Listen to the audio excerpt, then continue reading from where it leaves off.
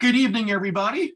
My name is Bert Dicht. I am the Managing Director of Membership of the National Space Society. And on behalf of my colleague, Larry Ahern, Vice President of Chapters, welcome to our Space Forum this evening, the Vikram-S rocket, a discussion with the Skyroot Aerospace staff.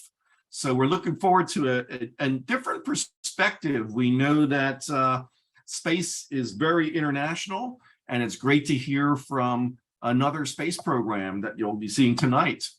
So as always, welcome to our virtual space forums.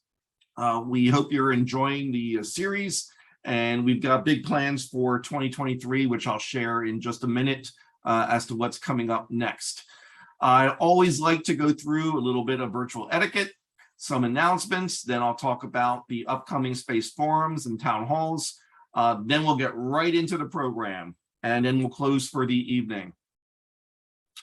As always, in terms of our virtual etiquette, if you'd like to submit a question, we encourage you to use the Q&A function because that can be seen right by the panelists directly. It's not mixed up with a bunch of the chat that happens in the chat function, but feel free also to submit through the chat. We'll go through that and make sure that we can get as many questions answered by our panel. And I do encourage everybody to be respectful of the panelists and the audience as we move forward. We did get a number of questions that were also submitted as people registered. And again, we'll try to get to as many of those as possible. As always, we encourage you to give to our cause. If you're enjoying programming like the space forums and the town halls, please donate to support National Space Society. We are, of course, a volunteer-based organization, and we do appreciate all the support we've received over the years and this past year in terms of your donations. I will post the link into the chat so you can use that during the session. And also one last thing to complete the Space Forum survey after the session is over. You'll go right into the survey. It only takes a few minutes to complete, and it is anonymous. And as always, as I said, it really helps in terms of planning future events, hearing some of that feedback. So what is coming up next with our space forums? As I mentioned last week, we're trying to get a schedule all the way through to June when we and our ISDC. Coming up next week, we've got a really interesting talk called Turning Orbital Debris into Treasure. And, you know, this was a topic of discussion during last week with our commercial platforms session. So I think you'll find it very interesting. Coming up on the 9th, 200 Years of Space Tourism with Bill Bradshaw. You might recall Bill a couple of years ago did a really great session on space stations in popular culture. On the 23rd, we have our space health contest winner. And March 9th, we have Christina Korp, Space for a Better World. And then the topic on the 23rd is the space solar power. We've got great topics in the queue, as you can see, so we're working to get them all scheduled. And as soon as we have a complete schedule, we'll make sure you get that. But definitely look for the invitation for next week's session. It should be going out over the weekend. So it's now time to get right into our program. I think you're going to find this really interesting. The topic here is the Vikram-S rockets, and we've got a great discussion planned. We've got one of Skyroot Aerospace's leading staff members who's going to be talking about this and hopefully answering your questions as well. So it's my pleasure to introduce our panel for this evening. First, I'd like to introduce Madhu Thangavelu. Hi, everybody. He is a member of our NSS Board of Directors and also has been very involved with National Space Society in India, a professor at USC, and he is going to serve as the moderator this evening. And our special guest is Sireesh Pallikonda. He is the business development lead for Skyroot Aerospace. If you saw his background, his bio, he has a really impressive background and history in startup companies. And it's going to be really interesting to hear about Skyroot as a startup aerospace company. So it's going to be my pleasure now to turn this over to Sireesh, who will get right into the presentation, and then Madhu will take over a little later as we get into the questions. So Sireesh, it's all yours. First of all, thank you for the invitation for all the NSS team members, and special thanks to Madhu and Bert for organizing this particular talk. And yeah, with that, I would like to get started, and I will give you a brief presentation about the scenario of Indian space ecosystem and also the Indian space startups. And then I will give you a little details about the Skyroot Aerospace, what we've been doing, and the success story of Vikram-S, the main topic of discussion for today. Let me just share my screen.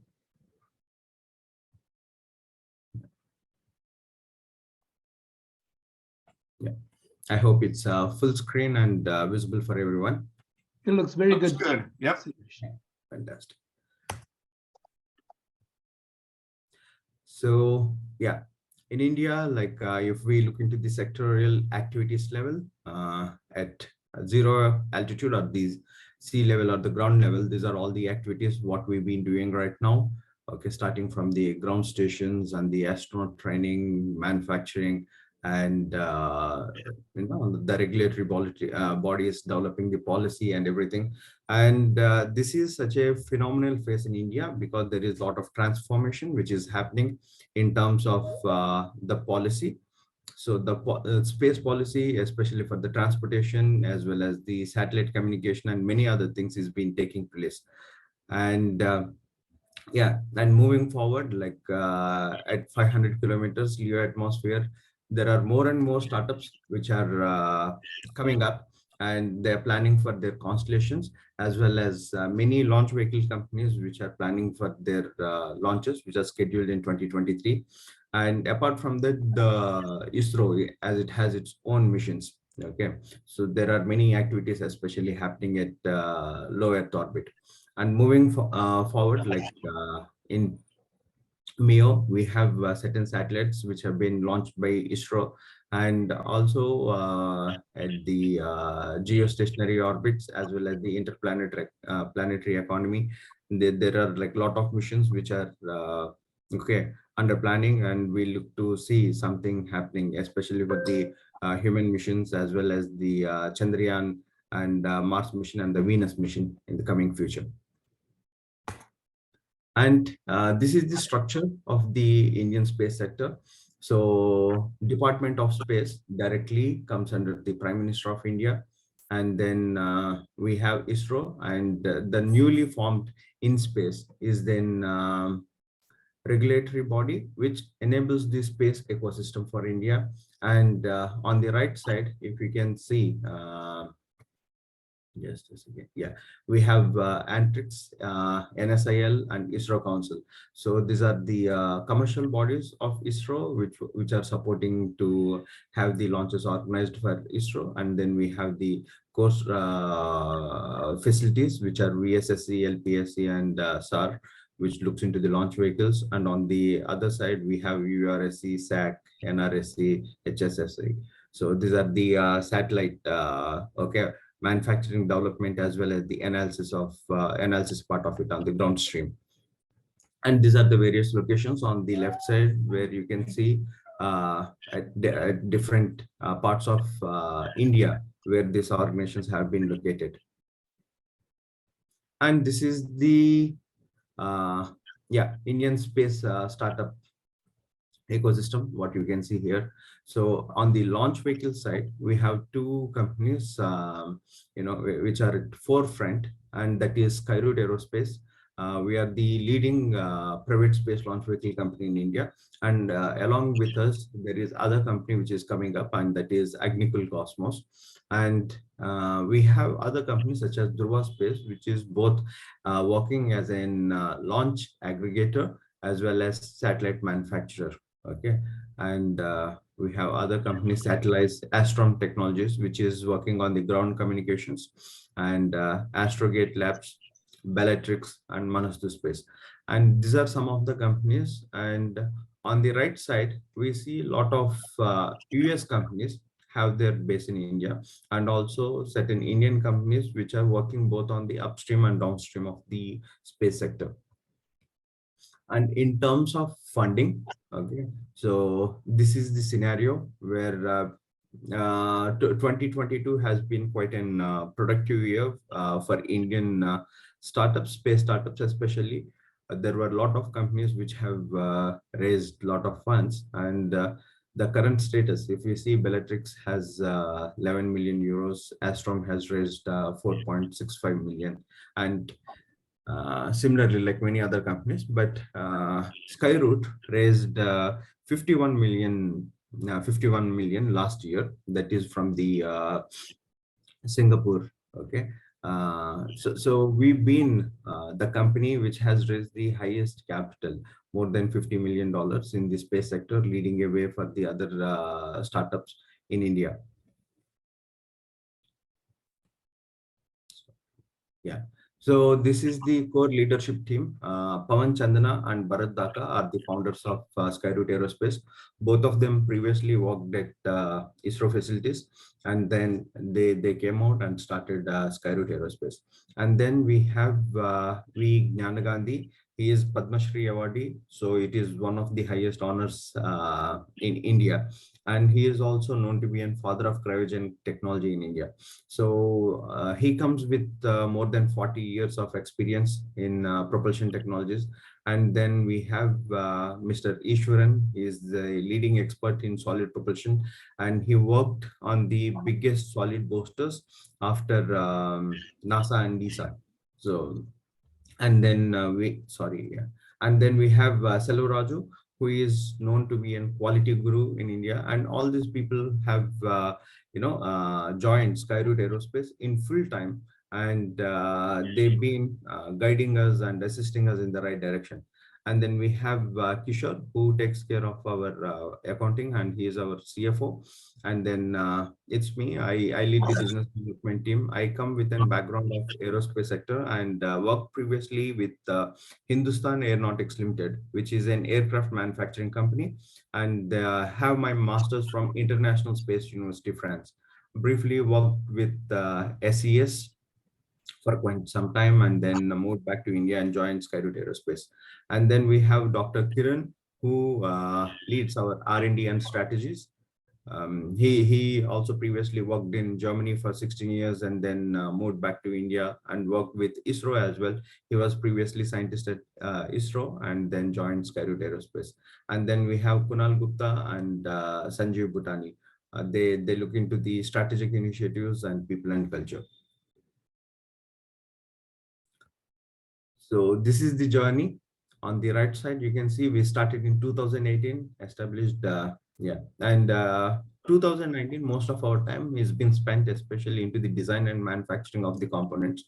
And 2020, so we started qualifying the designs as well as the manufacturing. And 2021, we went in full scale of the testing. So we have testified most of our engines, as well as we kind of done some of the static testings, as well as proof pressure test and many other things.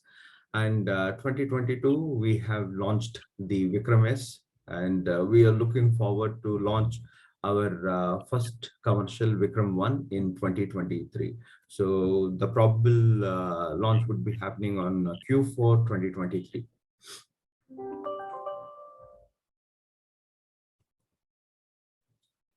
So these are the different propulsion technologies which would be used in our Vikram-1, and we are the first company in the world to qualify for the all three different rocket engines. So solid propulsion, our rocket, it has 3 stages and an upper stage. All the 3 stages are propelled with the solid propulsion (STTB), and then the upper stage is with the liquid engine. And we use earth storable propellants such as MMH and 204, and the whole engine has been 3D printed. You can see in the liquid propulsion thing to the right, we call this as a Raman 2.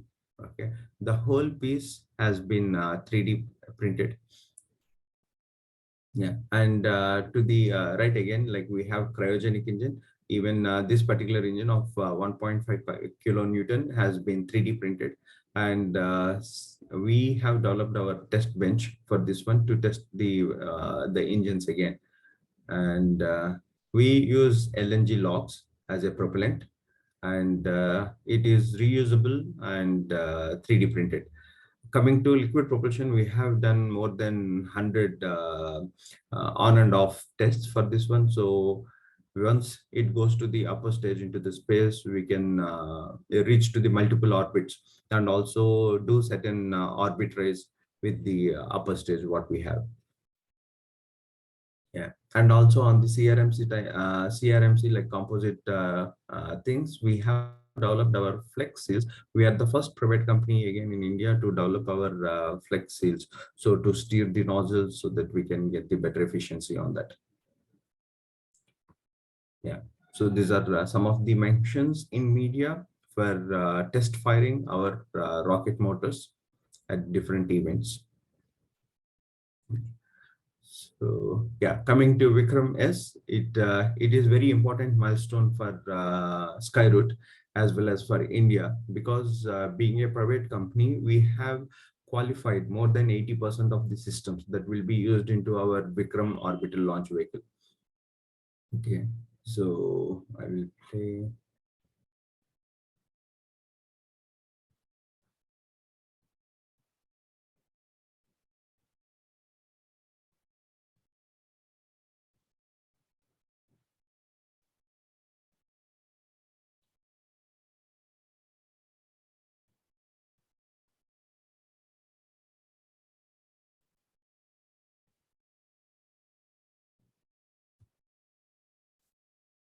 I'm trying to play the small video of our launch.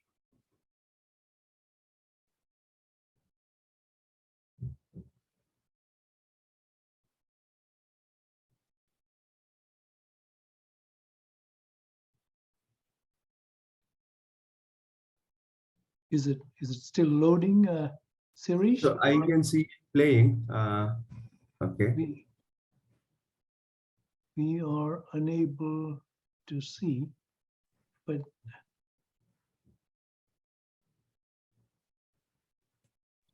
Might try getting out of PowerPoint and going right to the if it's linked on your website. That might work. Yeah. So or else, yeah. Are you playing the video? Not yet. Yeah, it's not playing. No. So probably there is certain lag.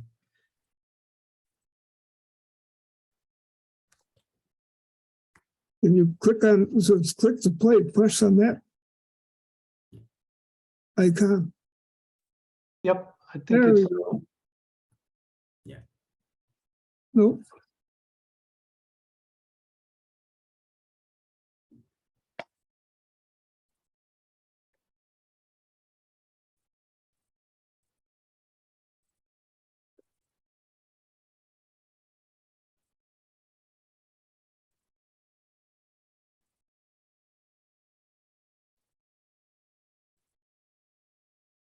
Yep.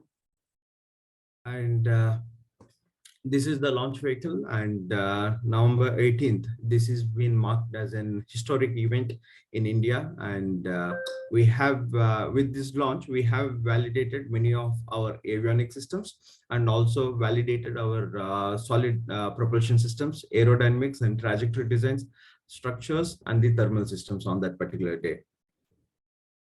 So, yeah, we got a chance to have a dialogue with leadership of our country. Okay, our PM, Mr. Narendra Modi. So he and also the President of India have congratulated us on this particular feat. Yeah. So coming to the fleet of our Skyroot launch vehicles, Vikram-S, this is what we have completed our launch on in last year, which is of 83 kgs, the payload capacity, what it can carry to the space. Like actually our target was 80 kilometers, but we could achieve 89.5 kilometers, almost 90 kilometers is the altitude which we have achieved with Vikram-S. And moving forward, this year in 2023, we intend to launch Vikram-1, and it can carry 480 kilograms to the low Earth orbit in an inclination between 45 to 55 degrees, whereas it can carry 290 kilograms to the sun synchronous orbit. And Vikram-2, we plan to launch it by the end of 2024 or early 2025. And it can carry 595 kilograms to the low Earth orbit and 400 kilograms to the sun synchronous orbit. Vikram-3, it would be an demand-based launch vehicle, and we can launch 815 kilograms to the low Earth orbit and 560 kilograms to the sun synchronous orbit. All these launch vehicles, they are kind of an upgradable architecture. They are quite modular in nature. So with very few modifications, we will be able to enhance the payload capacity. So most of the components, what would be used in Vikram 1, 2, and 3 would be the similar. So we can exchange the architecture with Vikram 1 to 2 and 2 to 3, and we will be able to enhance the payload capacity. And also the assembly to launch can happen within 2 to 3 days, like 72 to 24 hours. So very quick to launch, so on demand, and requires very minimal launch infrastructure.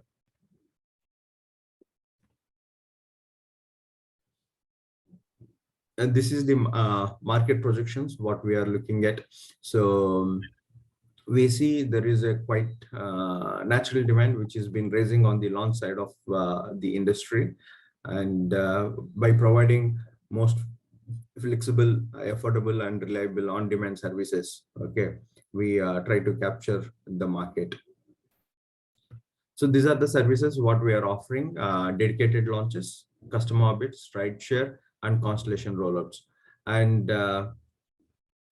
we intend to launch 3 launches in 2023. So our first commercial launch is planned for something in the Q3, and then we will be having 2 launches in Q4. Okay, so one is planned in October, and the other one would be in December. And then we plan to have 8 launches in 2024 and 16 launches in 25 and 26 launches in 2026. Moving forward, we have plans to launch every week. So 56 launches per year is the target what we have. And the spaceports from where we would be launching is the SAR, where we can go to the mid inclinations, that is 45 to 55 degrees.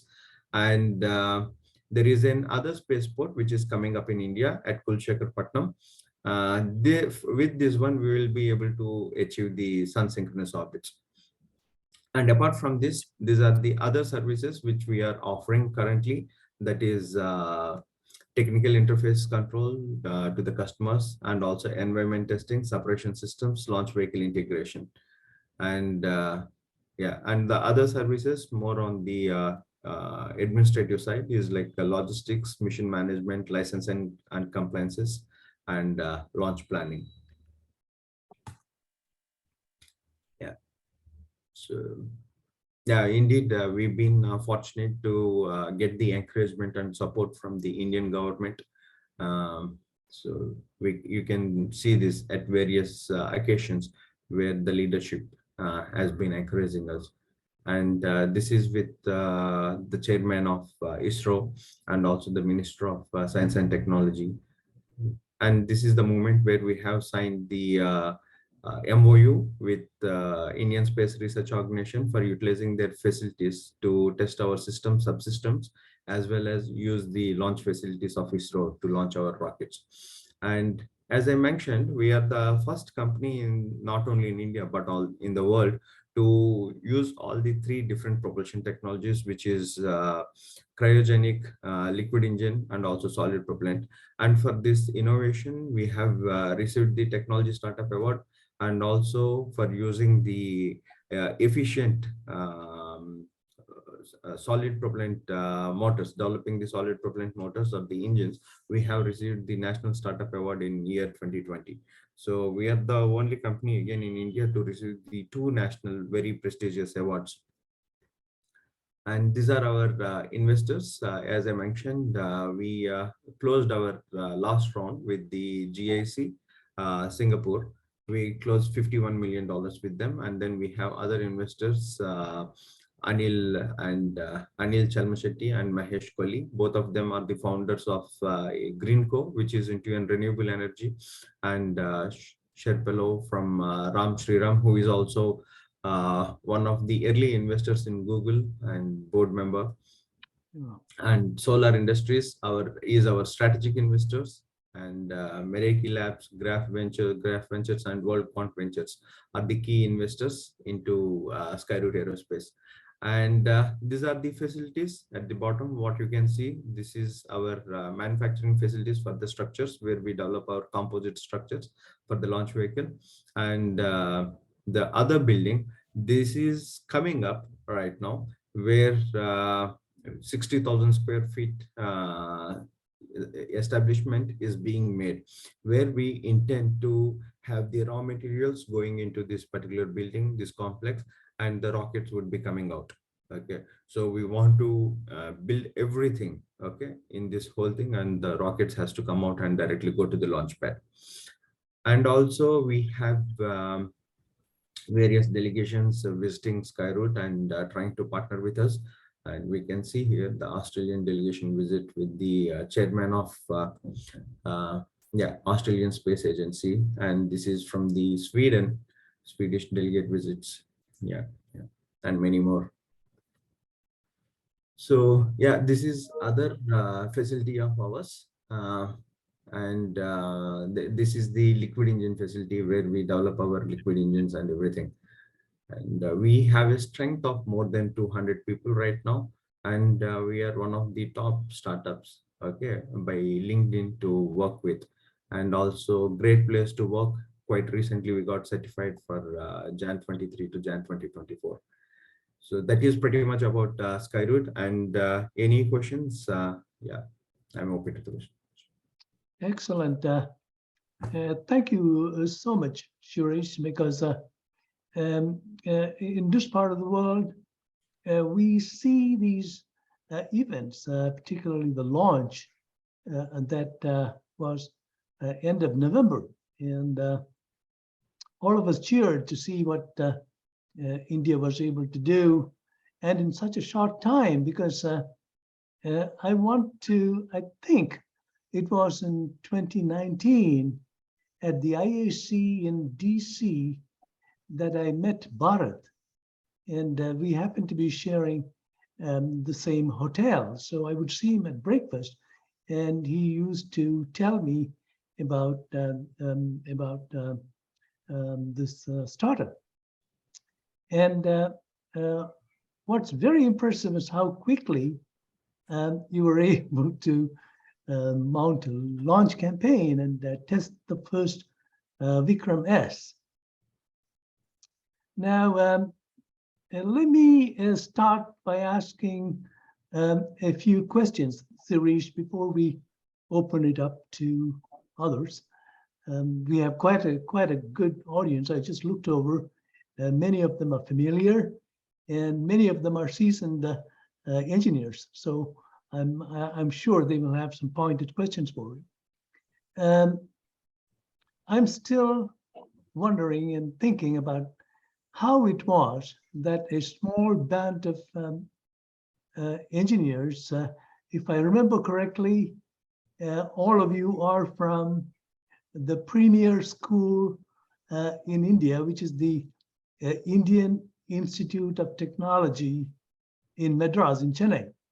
And all of you got together and very quickly moved on to produce his launch.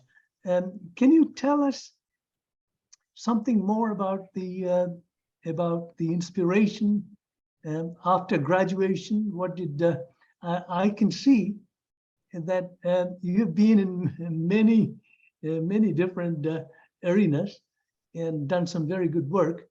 Would you like to tell us about the other founders and how you got started in it all? Yeah, sure. So Pawan is from the IIT Kharagpur, whereas Bharat is from IIT Madras. And yeah, Pawan and Bharat are the founders of Skyroot Aerospace, and both of them after their graduation. So there is a program where you have to, write an exam to get qualified to work at Indian Space Research Organization, and both of them have joined ISRO at the same time. And during the training, they've been put together, okay, for that 1 year period of time, and they started working at the same facilities at ISRO. That is the time, like the transition which was happening in the international space sector, where the SpaceX is slowly capturing the market, and Rocket Labs is trying to get into the market. So that was that transition period, and definitely they identified the gap in the international market for the launch vehicles, and they themselves been working on the GSLV and also PSLV launch vehicles. And yeah, and after a certain period of time, then Pawan has realized that like this is the time that we have to go ahead and okay, with the faith, they took that leap to get into this particular sector. And during that time, there was like a lot of risks, and the main risk which involved is the financial risk getting into an aerospace sector, and that too especially into the launch vehicles. It demands huge capital. And the second one is the technical risk. The technical know-how to develop the launch vehicle is yeah, quite tremendous. Like it is very complex. Okay. And the third one is the regulatory risk. In 2018, there was no policy which has been established in India for the launch vehicles. But yeah, with leap of with certain confidence, and also having faith, okay, into the system, they have taken that step and started the organization. And during the course of time, okay, the policies started getting in place. Okay, when the regulatory authorities with the government, the current government, they've been quite supportive in this. They have developed the draft bill, okay, for the launch vehicles, and that has infused a lot of confidence into the investors. Yeah. Okay. So that is when the investors started investing into the organization, and it has propelled the the whole operations. And coming to the technological risk, ISRO has established quite a heritage over a period of time, and especially the location, the geographical location where we are placed, Hyderabad, is the place where most of the components and the systems are being manufactured for ISRO.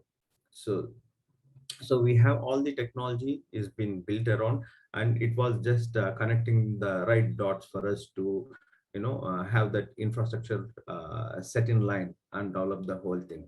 So on the technology side also, we have so many seniors who have previously worked at ISRO, and they were ready to offer their service. Like they want to transfer that knowledge to the youngsters so that we can develop something new. And we are quite fortunate to have our mentors, like as I mentioned, Gandhi, Mr. Gandhi, Ishwaran, and Chaku. There are so many people. Okay, so we have almost like 30 to 40%, 40 people who are working with us currently, have previously worked at ISRO, and they have come. So they are bringing in huge heritage. And in terms of experience, with 200 people, we have more than 10,000 years of experience into the industry, aerospace industry. Yeah. Excellent. I have so many questions, but to be fair to our audience, I think Bert was kind enough to send me a list of questions. I will also be monitoring the chat here to see if other questions come up. But let me go with a few questions from our esteemed audience. Okay, and several of them will be chiming on the fact that it is not easy to do, but somehow you all, your group manages to push on. So the first question is, starting a rocket company is not easy. I think we all know that. With many risks. Can you share some of the challenges faced, I would add, in the beginning? Maybe you were not with the founders group at the beginning, but you may have heard some stories. I really wish Bharat was with us, but maybe you can tell us some things. So, as I referred previously, one of the biggest challenge for us at the beginning is gaining the investors' confidence. The rocket technology is first of all itself is very complex, and there was no regulation allowing in India to launch to develop its own launch vehicles and also launching them. So there is no certainty. There is there was nothing, because investors were not sure from where we would be launching and who would be our customers. And those were like very difficult times to gain the investors' confidence. But Pawan and Bharat, like the founders, they could convince our early investors, Mukesh Bansal from Mareki Labs. So they have released that investments.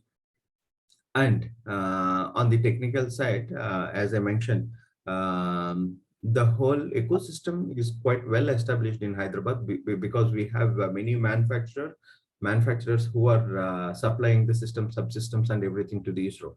But when we go with very limited minimum order quantity, okay, so getting in samples of 1 or 2 being done with these vendors is quite a difficult task, okay, in the initial days, for them to accept our orders. And for those things we have to wait for quite a lengthy timelines. And yeah, that was one of the challenges. Like, it has delayed our process a little bit.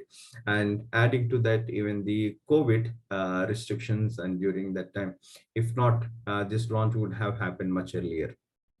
Very, very interesting to know that. Now, there's another question which says, I know that you shared some of the specs, and I'm sure there are several proprietary processes, but it is unique, in my opinion as well, that you're pursuing all different kinds of propulsion systems in tandem. Now, when I saw the Mark II, III vehicles, I noticed they are all only meant for LEO. Does Skyroot have plans, more ambitious plans, and how does it go along with ISRO plans? Okay. So yeah, in the coming to the propulsion technologies, what we are using, the solid propellant is the HTTB, okay, and yeah, and the chemical composition and everything, we use proprietary softwares for mixing everything. And yeah. Okay. And then we have the chemical propulsion, which would be going into the upper stage, that is for the Vikram-1, okay. And for the Vikram 2 and 3, we are having cryogenic engines that can take us to the little higher altitudes. But going to geo or even interplanetary missions, there is a limited amount of payload which we can carry with the upper stage as of now. Okay, we are also planning at various other configurations such as space tugs and other ideas that we are contemplating at this point of time, where by using these 3 launch vehicles we would be able to go little far. And going in tandem with the ISRO plans, we also planning for in much larger vehicles, okay, which can carry higher capacity, but all those things are still under design phase at this point of time. Excellent. There is one question from in the chat. It's a question I'm sure in the minds of everybody, especially the international audience. Are you looking to target customers from the US? What type of customers are you looking for in the US, if you are? So yeah, the launch. It's a very general question. Yes, yes, yes. Sireesh, you don't have to rack your brains on it, but everybody needs to know. So the launch business is quite international. So we are looking at all the international customers, and whereas US and India, they share quite a good relations. And in the previously, if we see the feat which has been done by the ISRO to launch more than 100 satellites is actually the customer was actually from US. And if we see Planet, Spire, or Kepler, and many more companies, they have previously launched with PSLV ISRO. So there is that relation which is always there, and we want to definitely extend and utilize that relation for sure. However, there are certain ITAR restrictions, but we are trying to navigate and learn more on that, how we have to work, especially with the US customers, and we are open to it. And other interesting part is our first commercial launch, which is scheduled in next year, this year, October 2023, is commercial. So we have all the capacity filled on that particular launch vehicle, and we have our customers are especially from Europe, Australia, and Singapore, India. Excellent. Yeah. You are, I suppose, you are probably responsible for lining up new queries, both on investments and customers. Yeah, true. Okay, there's another question. Again, it's a forward-looking one. With the larger payload capacity in the future, has your government approached you for lunar capabilities? So it's a Delta V question. so currently the current program of ISRO, okay, is to support the startup ecosystem at this point in India. So it is quite young, and most of these companies, they have started something like 2018 and 2019. So ISRO has taken this responsibility to ensure that the startups, safely, come out of that cradle. So we are kind of babies at this point of time. So the ISRO is providing its facilities to test our systems, subsystems, and everything.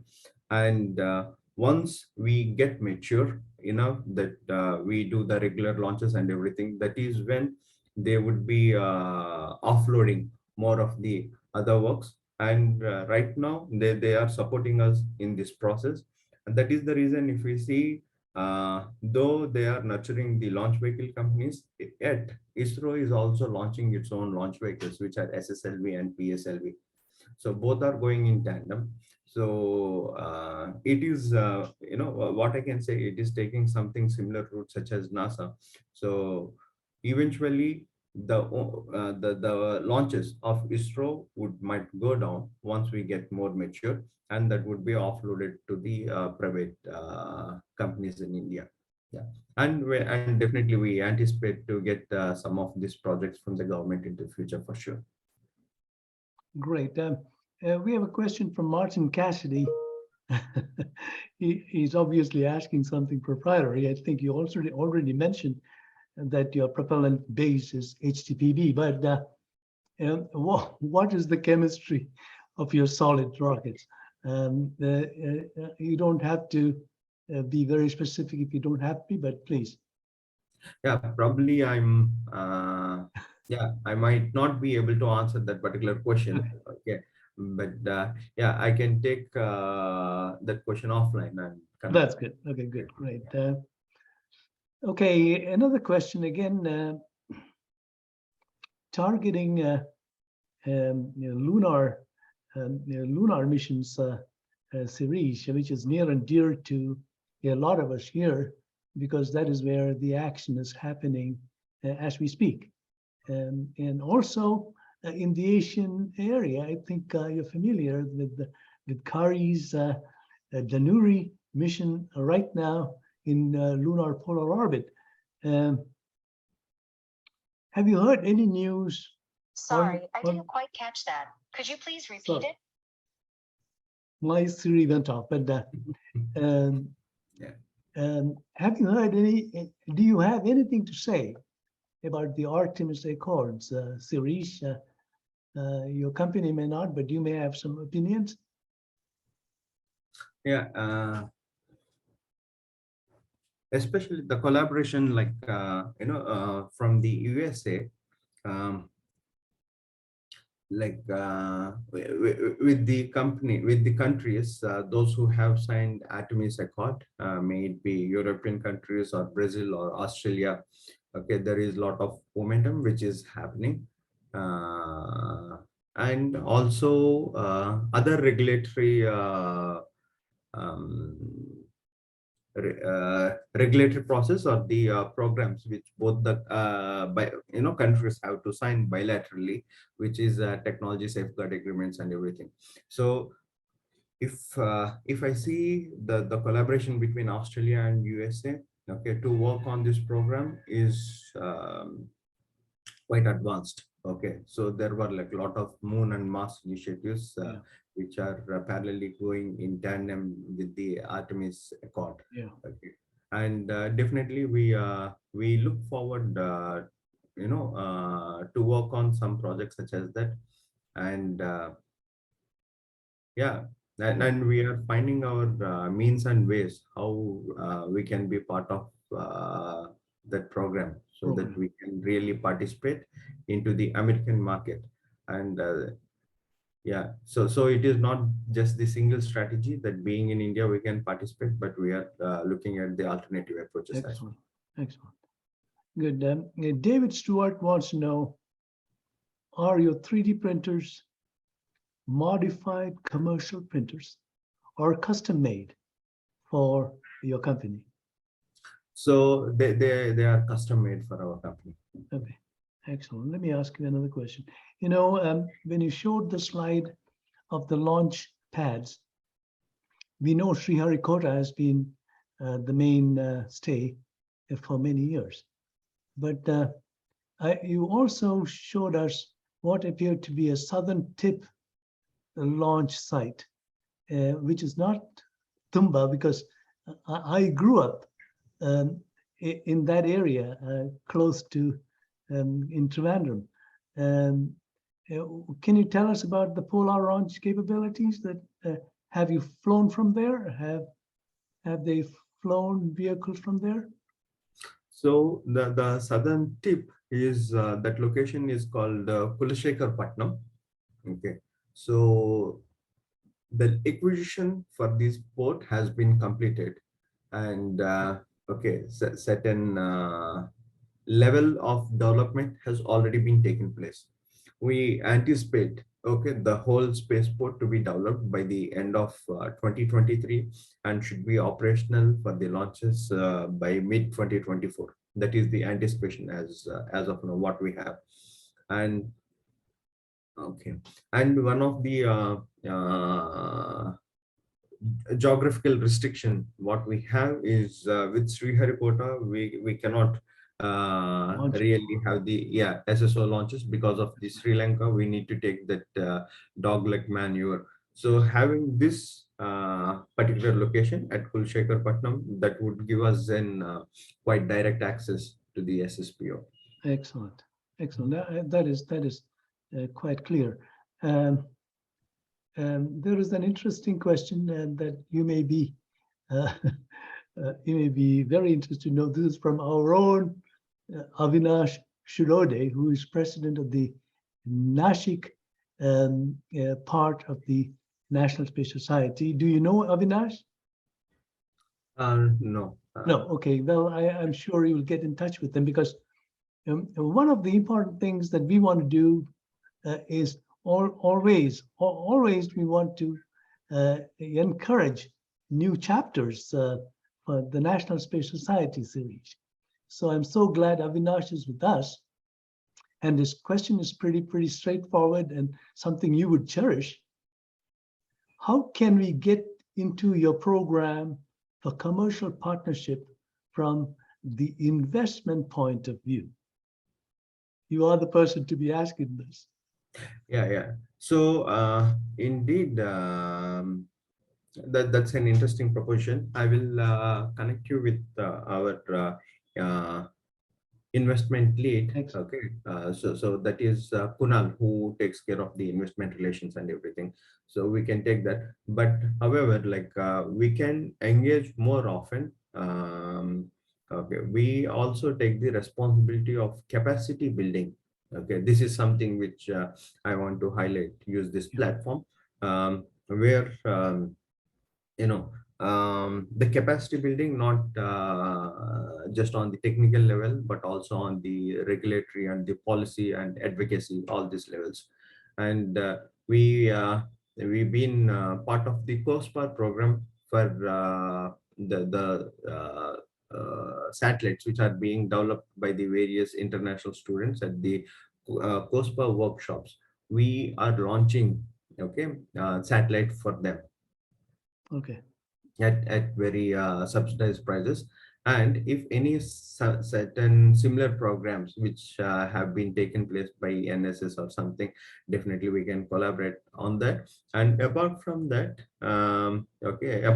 like there are very few countries who have well established policy, but being said that space policy is still evolving, lot need to be done. And this is with the advanced countries. And coming to the developing countries and not so developed countries, there is no policy as such. And that is where major work need to be done. And we are partnering with COSPAR and many other organizations to give this know-how and also the process, like because when we started in India, there was no policy. So we at several occasions we had to give our recommendations as a private startup, and the government has well received those recommendations. And today we are at a stage where we can see the bill being passed very soon. And we can pass this learning and the knowledge, wisdom to the developing countries. Very good. A question from our friend Colleen.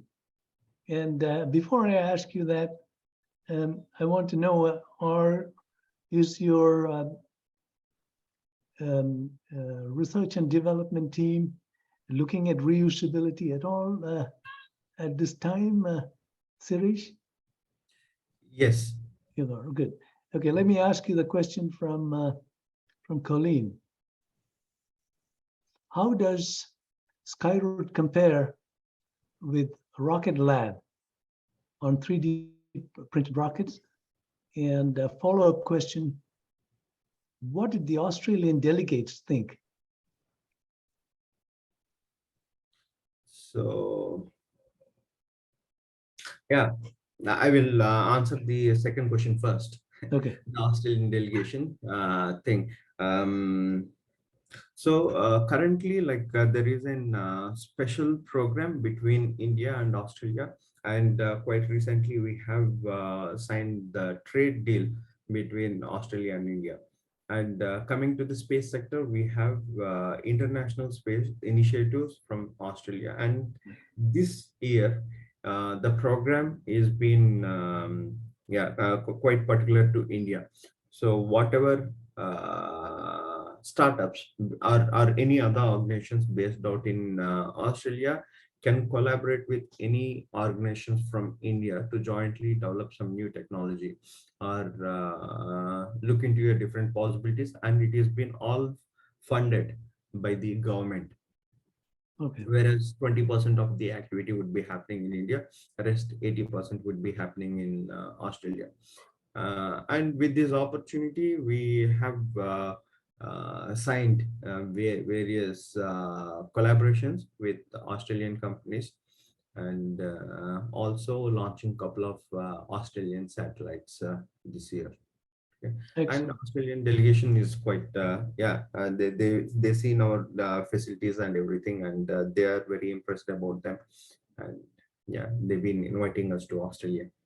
Good. You know, Yeah. I also noticed that you mentioned the Swedish delegation. Maybe there are collaborative activities with the. So yeah, Sweden, like one of the unique thing about them is the launch facilities from the S range. Yeah. And also they have that heritage of launching the suborbital launch vehicles for the students, okay, and various other scientific experiments and many more things. And now, yeah, this month they have launched the spaceport for the orbital launches. And yeah, we have an MOU with them to use their launch facilities. Okay, so we want to be launch agnostics, like we want to launch from anywhere if it is required by the customers. So we have collaborations with Australia, we have collaborations with UK, okay, France, Sweden. So we want to utilize all these spaceports whichever are available, and as per the feasible requirement of our customers. Excellent. Having only launching from India is going to be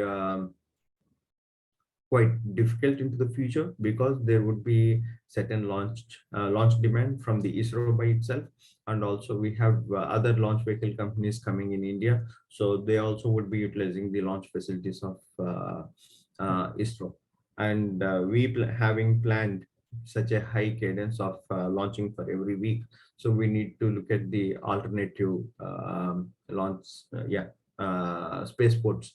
So that is how we collaborated with various other locations. Excellent. Yeah. A little. How are we doing, Bert? In question time, we have plenty of time, I suppose. Okay. We've got about 15 more minutes, so feel free to use it. Oh, good. Okay, good. Yep. So the next question is also quite familiar. It says, Skyroot's decision to go with a novel all-carbon fiber structure to cut down on weight. You also use 3D printed thrusters, which were used for spin stabilization of Vikram-S.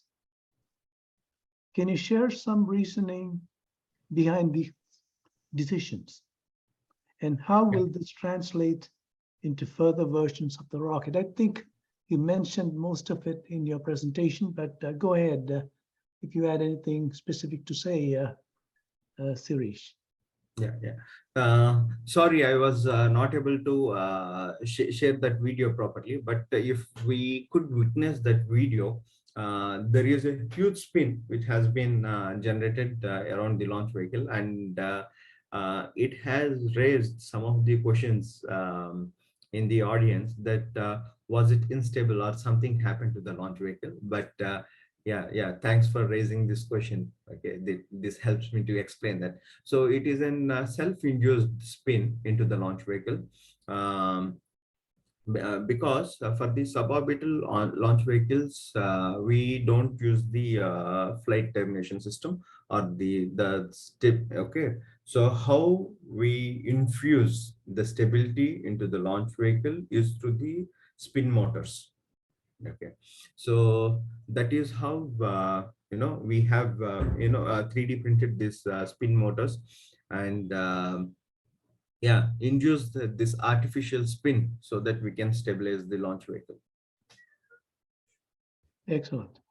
Okay, and yeah, of course we know this, but the question is, the Vikram-S is not designed for commercial use. I mean, we know that. What are the long-term goals? How did the successful first flight position Skyroot for the commercial version of the vehicle? Okay, so the answer is indeed, even the Vikram-S is a commercial launch vehicle. We had three paying customers That's right. was put it on the Vikram-S, and yeah, and the results were quite satisfying for the customers. Like they have like they got the results as per their design precisely. Okay, so they were very happy, and moving forward, like we want to continue the commercial endeavor of the Vikram-S as well, based on the demand. Okay, as previously mentioning about the S range, if we look into the Rexus Bexus program, where lot of uh, you know uh, a lot of scientific programs and the student programs have been happening for almost 50 years, okay, in the geography, because thanks to the ESA and European Union programs, and also certain programs from Brazil, Japan and US. So we would like to participate into programs such as that, and yeah, definitely utilize Vikram S as an commercial commercial launch vehicle. Did you want to elaborate a little more, Sireesh? I know that there were customers on that first flight, and I know that NSS had contact with at least one of the payload providers, Space Kids India, and were they all paying customers? And did you generate some revenue from your test flight? Yes, yes. So all of them were paying customers. Excellent. We have Space Kids India, and there was one international customer from Armenia, and then other Indian customer. So yeah, we are happy to say that we generated some amount of revenue. And Even the first launch, yeah. and Skyroot had to space qualify the payloads? Yes, we did. Yeah. So we did all the tests which would be required for space qualification for those. Yeah, including vibration, acoustic. yes, everything. Yeah, all Excellent. the tests has been Very good. completed. Okay, good. Okay, any other questions? Let me, this is again for those who are thinking of starting from a fresh new slate. It's a question directed directly at you, Sireesh. You have an impressive background working with startups. What got you interested in a space startup? I think because of your education, but then comes the hard question. Is there anything you wish you had known before moving into this industry? Do you like what you do? Yeah. So if you look at my background, I'm more of an aeronautics engineer than aerospace engineer. So I started my career as a designer for the fighter aircrafts. So I did that for almost like 7 years, and during that process, I had to study the law. That's where I did my master's in space law. And that is how I learned more about space, and that got my that got my attention more. And that is when I further went on to study at International Space University, and worked with NASA Ames on Mars rover project and all. So yeah, that was really exciting stuff. And after working for briefly some time at SES in Luxembourg, moved back to India.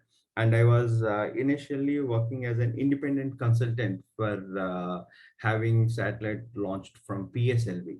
So I supported, Canon for launching their CanSat, and also, tried to an extent to launch the Amazon Sat, of Brazil with PSLV. So yeah, I've been into already that particular field, and the reason for me being a consultant and working in that area is there is no other private company established in India, especially working in that sector.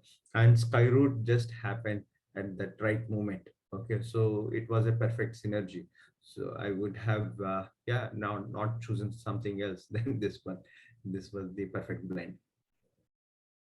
Okay, we are getting close to the end. Um, there's an interesting question that that mentions Vikram Sarabhai.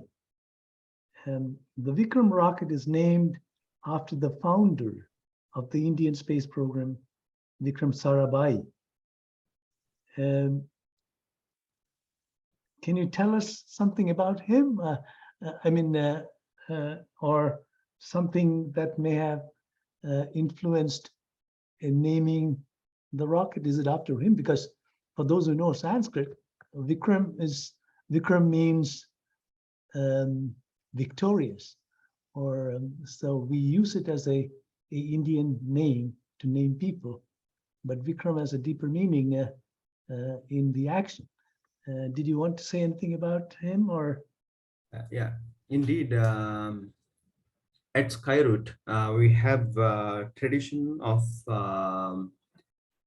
honoring our scientists, to our technology. So if you see our launch vehicles, definitely it is for the Dr. Vikram Sarabhai, who has been the founder of the Indian space agency, and who has established the entire space culture into the India. And and moving forward, like the solid motors are called as Kalam. Okay, so the Kalam engines, the solid propellant motors, and the liquid engine is the Raman, and then we have the cryogenic engine as Dhawan. And also the software, what we have developed for the trajectory studies and everything, mission studies, is called Ramanujan. So all the technologies, whatever we've been developing at Skyroot, we dedicate them to the in honor of our scientists. Excellent. And I want to close with another one from Avinash, and I was hoping to say the same thing. Avinash says, may I suggest Skyroot to participate in the upcoming International Space Development Conference that will be held in Texas, and for better exposure and interaction with the US space community. I'm sure that there will be publications coming out of your works, both technical, policy related, and environment related. Did you have any thoughts on promoting those within your company? You may be the point person for it. If not, is there a group looking at not just in our company, but we have an association of the space startups, okay, which is known as Space Fed. Okay, so this is quite I didn't get that. Which is known as Space Fed. Space. Okay. Okay, so yeah, this is quite an interesting initiative, and like this will not only help Skyroot, but it also helps many other startups. Okay, I see this as a larger cause. Definitely, I will introduce for the SpaceFed and to the all other startups. Okay, and Yeah, and definitely be interested in taking part of it for sure. Excellent. And I think the the website is on, and you can access it and send in an abstract. Conference is at the end of May, and then there will also be an opportunity later on for the National Space Society. They hold another event called the Space Settlement Summit.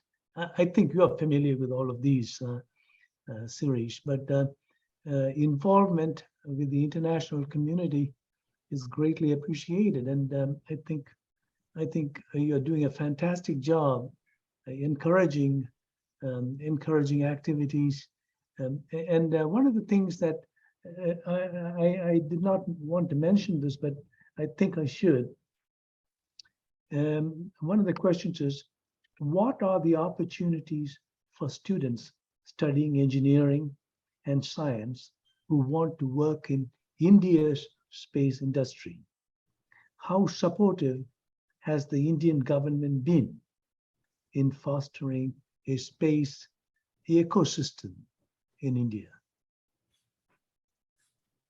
So yeah, Are there jobs for those graduating from IIT Madras in aerospace engineering to directly be absorbed into the ecosystem?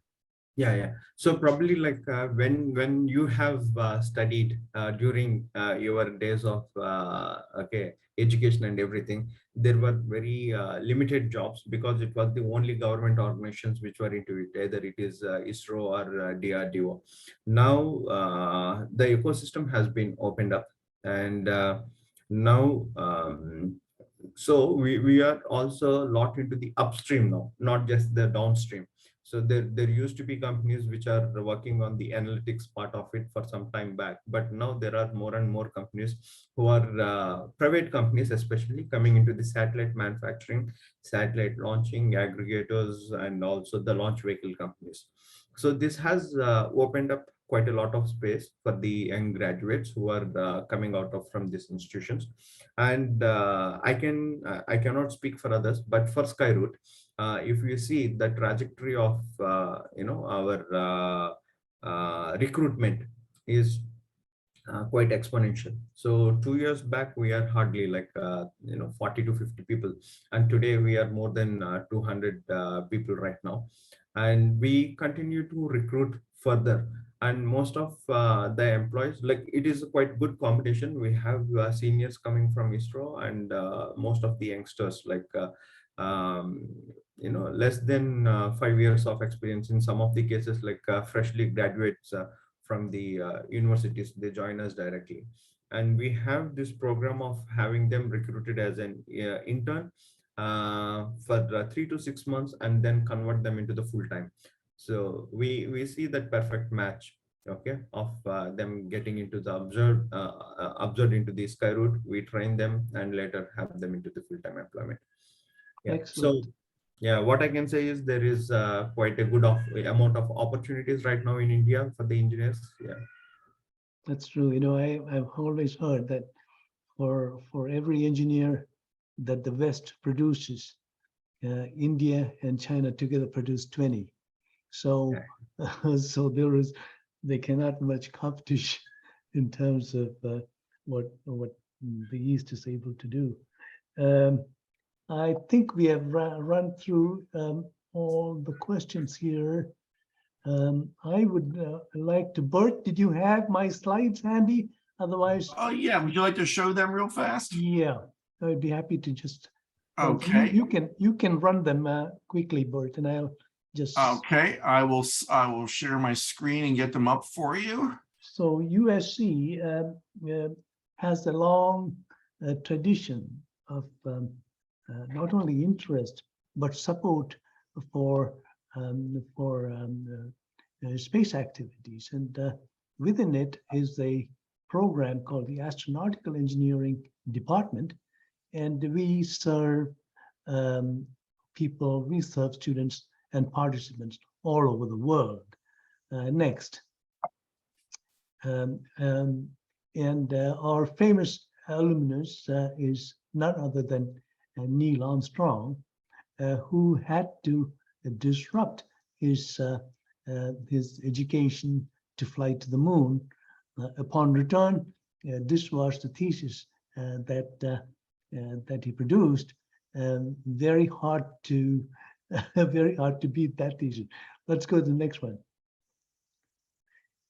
So within that department, I teach a course dealing with creativity, and students from all over the world. This particular group ended up coming to an advanced statistics class from they were from the University College in London. Next. And so it's a 3-unit class that focuses on imagination and creativity, no holds barred. We may or may not pay attention to the big policies of nations and agencies. We are interested in really thinking about new ideas. Next. And we have good friends. So you saw Neil Armstrong's bust in the sculpture. We have our good friend is also Buzz Aldrin, who lives close by here, and he sends you his best wishes and greetings.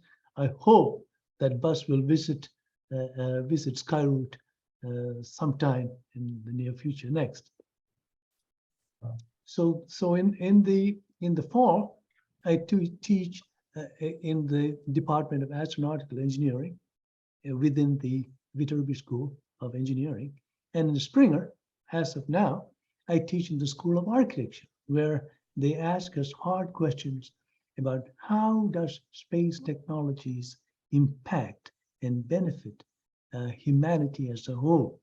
And I think India is the leader in that arena because their charter in ISRO has always been about what can we do to uplift the masses using space technology. And in the past few years, everybody, all the thought leaders have been asking the same questions. What can space activities do to improve life on planet Earth? And you know what? NASA is also very closely tied with this new mission under the current administration. Next. Next, please. And this is my architecture students in the background. Can we go back one? Sorry about that. Went too fast. Yeah. There we go. Whoops. Back there. See, students come from all over the world. There are French students. There are SpaceX people from right across, right here, a neighborhood.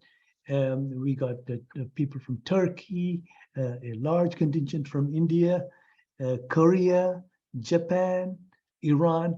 They're all part of our student group, which I like to call E pluribus unum, because space, as the National Space Society tells us, is for all the people. Next. And this was from last year when I met Sireesh and his group at the International Astronautical Congress. We had some very good meetings there.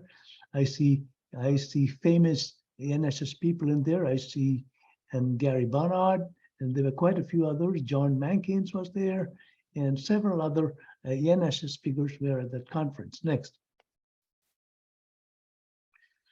Take a look at our book. It's the 3rd edition is in the works, and since there were some questions about the moon, I surely hope that Skyroot pushes forward beyond LEO and GEO and starts to provide inspiration for the children of India, And I think the moon and further out in Mars and space settlements that NSS talks about are tremendous benefits for inspiring the future in our children. In fact, there's a space settlement competition that the NSS CEO goes about, working on in India with very wonderful results. I hope that continues too. Next. And as you can see, Buzz Aldrin comes to our studio whenever he can. And he's quite a dreamer and an inspiration for all of us. I hope you saw his latest emails and Twitter feeds. He's on Facebook too. You want to see what Buzz his mind is thinking all the time. And he's a governor of our National Space Society. Next. Please take a look at what we do in our studio. We look about all things outer space, and with some focus on the moon in the past few years. And if you are invited to take a look at the recent ones, including the ones we presented at the IAC in last year. Next. So what to do at the end of it all? I want to thank Sireesh for a wonderful talk that highlighted what the young people can do, irrespective of where they are. They can do magic. I would recommend Sireesh. The faculty says that you have been in touch with USC, and Professor Grundman says hello to you. And I wish some of you will come and study in our school in the Department of Astronautical Engineering. We have a liquid propulsion lab. We have a rocketry lab. We hold some records in rocketry flight. And I want all of you, those who are watching, as well as those who will watch this in the recording, to join the National Space Society, because we are not only a society dealing with the technologies of spaceflight, but also very keen on education and inspiration for the younger people involving in space activities. We are also very interested in expanding our participation to create international chapters, as Larry would have mentioned. Anita Gale just put out a tweet, says Asia region space settlement design competition will take place in Gurgaon the last weekend of this month. So she's headed out there, I'm sure. Those are the areas buzzing with all kinds of activities. I grew up in New Delhi. Let's go next. And then, as Avinash, our president, Nashik president mentioned, please consider coming to the US to present at the International Space Development Conference in Texas. And I am told from the organizers that it's a very large and beautiful facility in Frisco. And, we are accepting abstracts at this time. I hope not only you, Sireesh, but also you bring your team with you to participate and perhaps even do some talks at the conference. With that, I would like to thank all of you, particularly the organizers, Bert, and is Larry on camera, Bert? He's on, but he's not on camera. Okay, because you guys do all the heavy lifting, and I'm so thankful that all of you are able to bring these kinds of beautiful programs together in short notice. Bert, we did it very quick, didn't we? Very fast. Thank you. Thank you all, Yeah. and enjoy the rest of the evening, or good morning to those in the other side of the world. We wish you all to continue this pursuit of thinking far out, thinking further out, and doing exceptionally well. I can't thank you enough for presenting Skyroot Sireesh, and greetings from the International Space University as well. Thank you all. Yes, thank you, Madhu. Thank you so much for moderating this evening, and also for making our connection with Sireesh and getting this organized. We really appreciate all you do and everything you do for National Space Society, as well as what you're doing there at USC. So thank you so much. And also a very special thanks to you, Sireesh, for presenting a really informative, interesting presentation. It's so refreshing to see what's happening and what's new out there. And congratulations to your entire team at Skyroot. We look forward to watching your progress as you say, open space for everybody. So again, congratulations. And I know it's early in the morning there in India, so we appreciate that as well. I'd also like to thank my two NSS colleagues, as Madhu said, who helped organize these events, Fred Becker, who always handles our technology and our promotion, and of course, Larry Ahern, my colleague as VP of chapters. And we really enjoy putting these events on. So we look forward to more to come. So again, everybody, I think we're a little bit over time, and that's okay. But just wanted to thank everyone who joined us this evening. Thanks those who submitted questions for us to discuss, and wishing you a really great evening for those in our time zone, and for those in tomorrow's time zone, have a great day ahead and also a great weekend. So stay safe, and we'll see you next week for our session on orbital debris and turning that into treasure. Oh, So everyone, take care. Bert, before we leave. Oh,